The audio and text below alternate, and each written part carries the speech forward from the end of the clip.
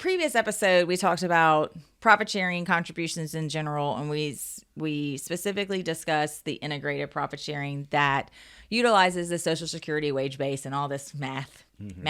Okay. So now we're going to talk about what it can be. It's new comparability, and it's actually a little bit different than age weighted, like technically in the document, right? We say new comparability. I do want to point this out. I think whenever I started, and maybe it was either right before or right after, but the reason why a lot of companies use integrated probably when I started is because we did not have the option in the adoption agreement to choose one participant per group. Gotcha. We had to define those groups.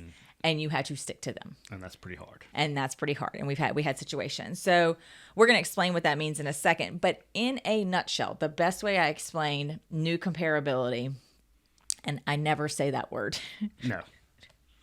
I just say profit sharing.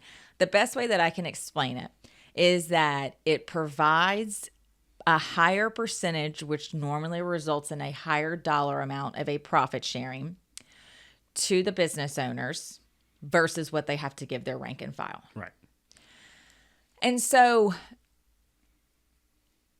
like I always say, you can't have your cake and eat it too. So a business owner's not going to be able to max out at the $61,000 a year without having to give anything to their staff. Right. You have to give something to people. So 9 times out of 10, before we kind of dig into this, just a high level question, what type of contribution is normally paired with your new comparability profit sharing? Typically we're going to pair safe harbor non-elective contribution with it. Yeah. And that's very complicated as to why we do that. So we will not explain that right now. Okay.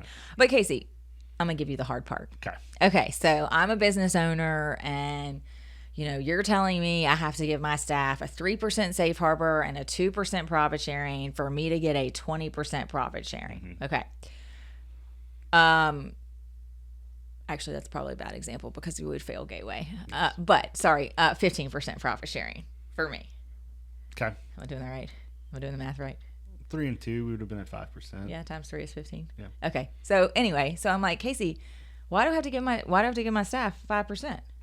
So there's really 2 parts of the test. So the first part, which we're going to talk about now, it's called the Gateway test. Yes. And it's that no normal person would ever know what it is. Right. And so the way we explain it is, it's your ticket of admission. It's your price to play to get in the door to be able to use the cross testing or the new method of testing your plan for the profit share. And so there's a minimum that you have to give your staff, and you can pass it in one of 2 ways. The first way is 1/3 of what your highly compensated, the maximum highly compensated employee gets. And then the second way is there's a safe harbor threshold of 5%. Yeah.